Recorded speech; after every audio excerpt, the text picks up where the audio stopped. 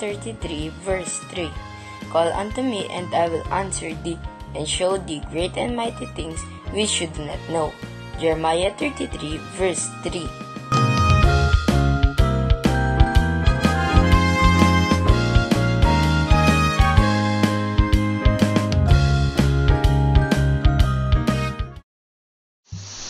Magandang gabi po sa bawat isa. Narito po ang isa na ating babanggitin para sa ating panalangin.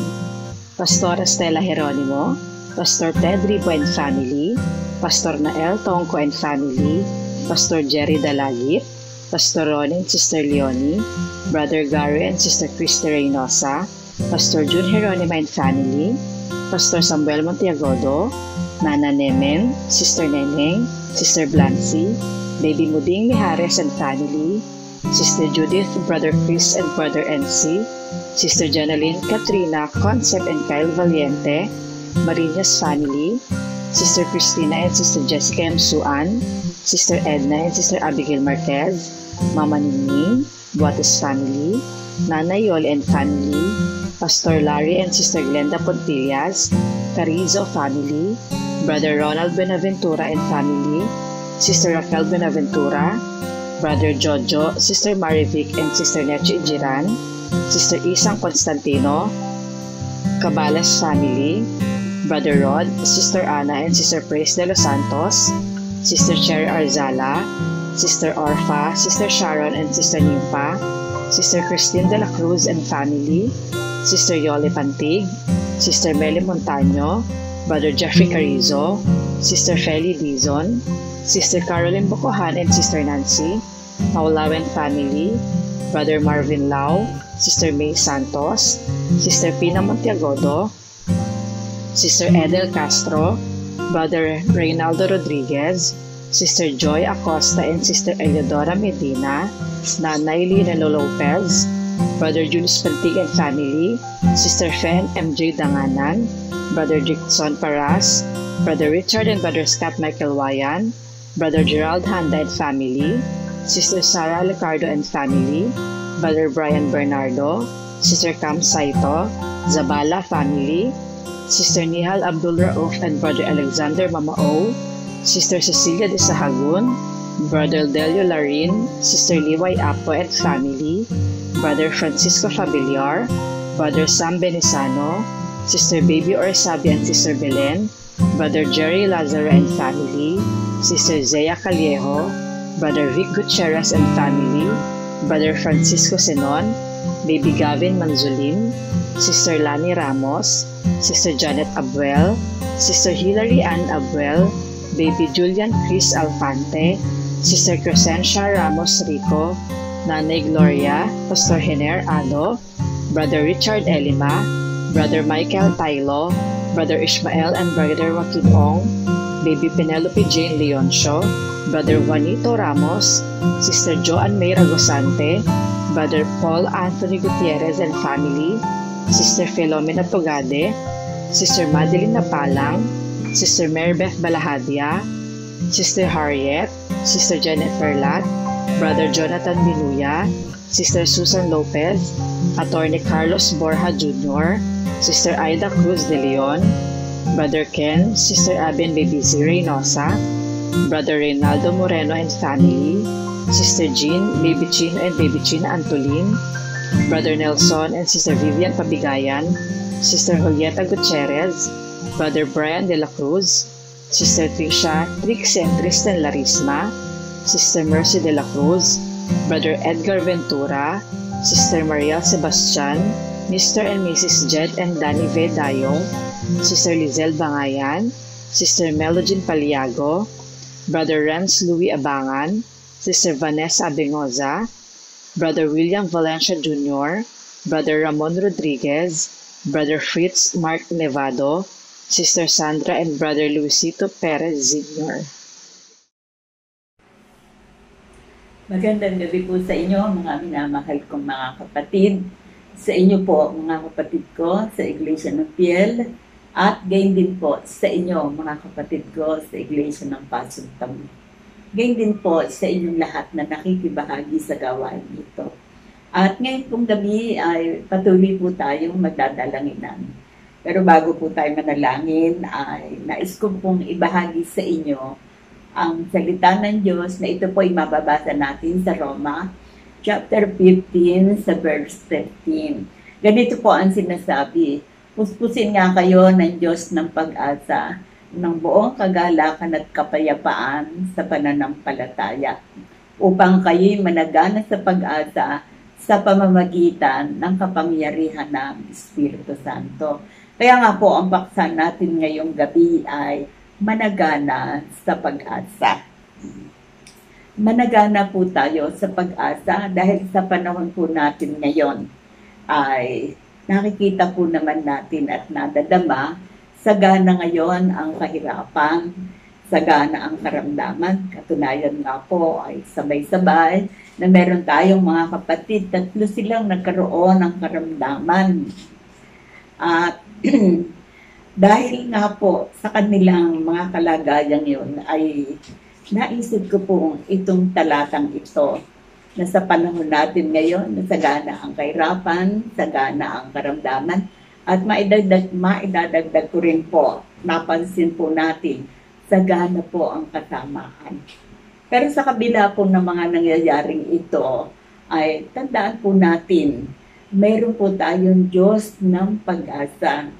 Pag-asa sa ating kahirapan, pag-asa sa lahat ng may karamdaman, at pag-asa na siya ang Diyos na makatutulong sa atin sa panahong ito ng mga nangyayaring mga kasamaan. Kaya nga po, maging ang propeta Jeremias ay nagkaroon ng pag-asa sapagkat nagumita niya sa kanyang pag-iisip na mayroon tayong Diyos na mahabagin.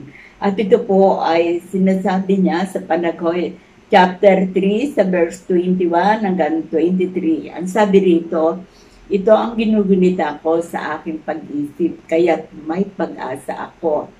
Sabi rito, sa mga kaawaan nga ng Panginoon ay hindi tayo nalipol, sapagkat ang kanyang mga habag ay hindi nauubos. At dito po sa verse 23, sinabi niya rin, ang mga yaoy bago tuwing umaga, dakila ang inyong pagtatapat. So kung paanong tayo ngayon ay nakakaranas ng iba't ibang kasaganaan, kahirapan, karamdaman, na ating nakikita, sagana pa rin ang kasamaan. Sa panahon po ng Propeta Jeremias ay gayon din po, marami rin siyang naranasan na bumabagabag sa kanyang sarili. Pero ang sabi po niya ay kanyang ginugunita sa kanyang pag-iisip. Sa kabila ng mga kahirapang yon, siya'y may pag-asa. At kanyang pinagtiwalaan ang sinasabing sa mga kaawan nga ng Panginoon ay hindi tayo nalipol sapagkat ang kanyang habag ay hindi nauubos. So, yun po ang katangian ng Panginoon. Meron siyang kahabagan na hindi nauubos, na anuman ang kalagayan natin, kung paano si Jeremias umasa sa Panginoon. Tayo rin, asahan po natin tong ang kanyang habag ay hindi nauubos. At itong sinasabi niya, ang sabi niya rito ay ang mga yaoy bago tuwing umaga. So yung pong umaga ay, yung po ay simbolo ng ang panahon ay maaliwalas na. Ang sabi nga niya rito ay ang mga yaoy bago tuwing umaga at kanyang pinagtiwalaan, dakila ang inyong pagtatapat. Kaya nga mga kapatid, kaya nga kung sinabi si Diyos ng pag-asa, dakila ang kanyang katapatan, dakila ang kanyang kapangyarihan, sapagkat dakila ang kanyang pag-ibig. Kaya mga kapatid, magkaisa po tayo sa panahong ito, bagamat tayo nakararanas ng iba't ibang kahirapan, karamdaman, mayroon po tayong pag-asa. Sapagkat ang ating Diyos ay Diyos ng pag-asa, makapangyarihan at magpakailanman, ang pag-ibig ay magpakailanman, at ang kanyang katapatan ay mananatili. Kaya mga kapatid, tayo po ay magpatuloy, magkaisa po tayong lumapit sa Panginoon, magtiwala sa Panginoon. Sapagkat hindi lang tayo ang nakakaranas. Marami po tayong mga kapatid na dumaraan sa pagsubok. Ngunit magkaisa po tayong meron tayong Diyos ng pag-asa na kailanman hindi niya tayo nililimot. Hindi niya tayo iiwanan, hindi pababayaan na.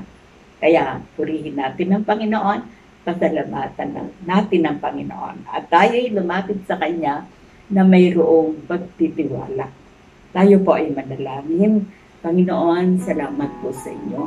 Bagamat sa panahon ito ay panahon na sagana ng kahirapan, sagana ang kasamaan, ngunit salamat Ama sa kabila ng mga pangyayaring ito at nangyayari sa aming bansa ay meron kaming Diyos, kayo na aming Ama na tapat magpakailanman. Salamat ang inyong habag ay hindi nauubos. Kaya ang pangailangan ng mga kapatiran, patuloy ko pong inilalapit sa inyo.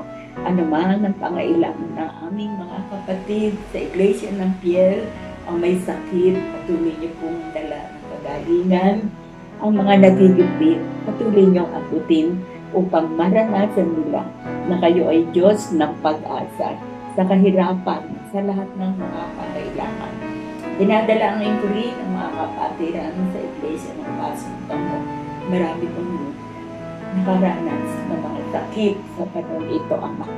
Salamat sa aming mga pagdaing, pananalangin, at pagtitiwala sa inyo. Muli po kayong nagdala kagaling at kagamutan. Kaya nga, Ama, sa bawat pangailangan namin, kami po ay lumalapit sa inyo. Kayo na Diyos ng pag-asa na mayroong nakalaang katugunan sa kahirapan, sa karamdaman, sa lahat ng mga suliranin. At tulungan niyo kaming magkakapatid, magkaisa kami ng Espiritu sa paglapit, sa pagtitiwala sa inyo, sapagkat kayo ang Diyos, nagmamalasakit sa bawat isa sa amin. At tumaasa nga po ako, Ama, na ang aming paglapit sa inyo at aming inaangkin na kayo'y Diyos ng pag-asa, may katugunan ang lahat po ng aming mga pangailangan. Ama, maraming salamat.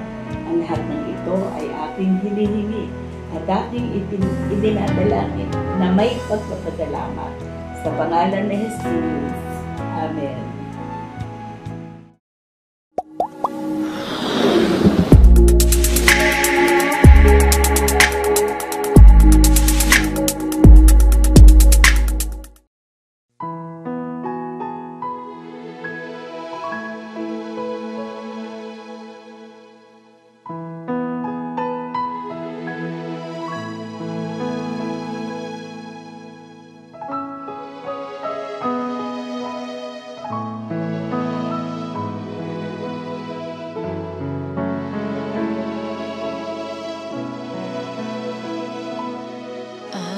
Diyos na dakila at walang katulad, Diyos na walang hanggan.